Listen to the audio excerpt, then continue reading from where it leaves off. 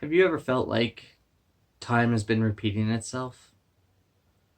Because I'm pretty sure I filmed this video 3 times already. The video I'm talking about is for the book 11/22/63. And this is seriously take 3. Because it stops recording, I forget what I'm going to say. It's like it's a total reset. Anyway, welcome to Knickknack's Corner. Thank you for coming by. And today, we're talking about 11/22/63, my book club for the month of December, on Knickknack's Corner on my Discord. My Discord is in the link below. If you would like to come by and join any of my book clubs, next year we're doing Discworld, and of course there'll be more Stephen King and other stuff as well. So, you know, if you want to say in that and you want to come join me, come on by. You're more than welcome, and join in on the conversation. We have a great group of people over there, and everyone seems to be enjoying Stephen King's 11/22/63. However, there are some people who are iffy on it, so it's creating a lot of great discussion. We are discussing theories on it, we're discussing time travel. Now, one of the things that I am huge about is time travel. This is my mini TARDIS. I absolutely think it's a fantastic series, and you can fight me on that. But this book is nothing like Doctor Who. It's its own little special thing. We follow Jake, who hops back in time to 1968 at a friend's wish to go and try and stop the assassination of JFK.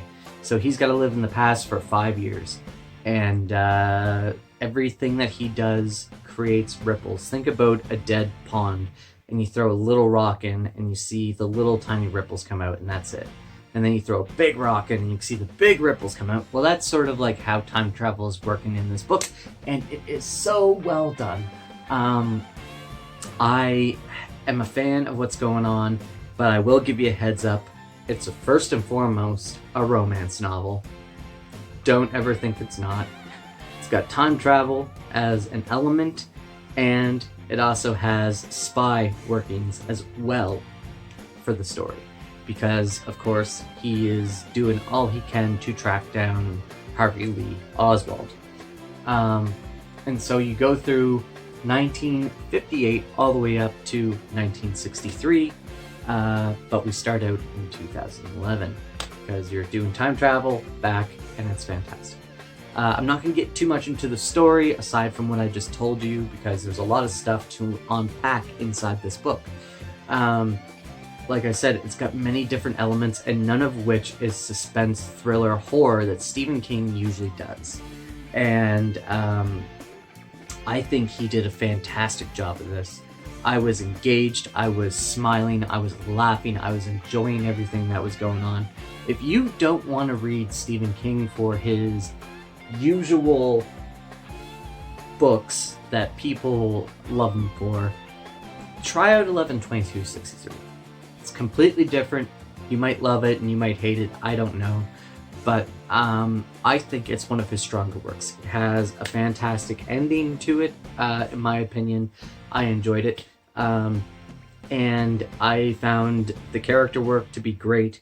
The story that we follow is very well planned out and ingenious. I love the hedging your bets sections of the book, which is really fun.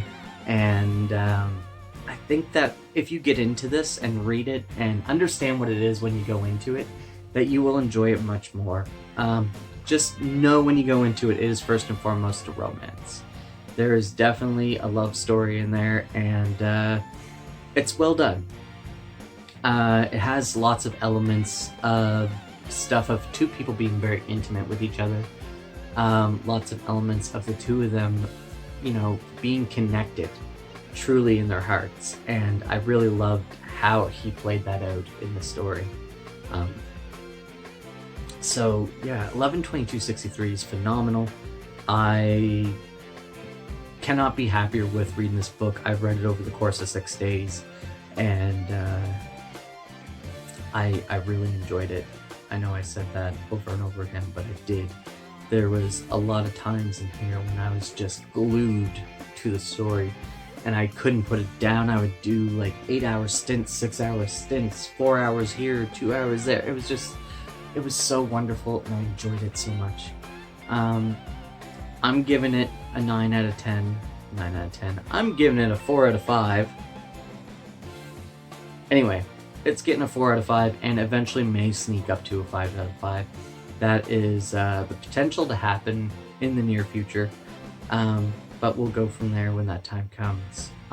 It's definitely given me a lot to think about, and I'm going to definitely be thinking on it over the course of the month, because we're still going to be discussing it over the course of the month. If you want to hop in on the conversation, like I said, Discord is the place to be. Come on by and join us. Anyway, guys, I hope that your Tuesday is doing well, and I really hope that we get to see you guys soon, and thank you for coming to the corner. Bye.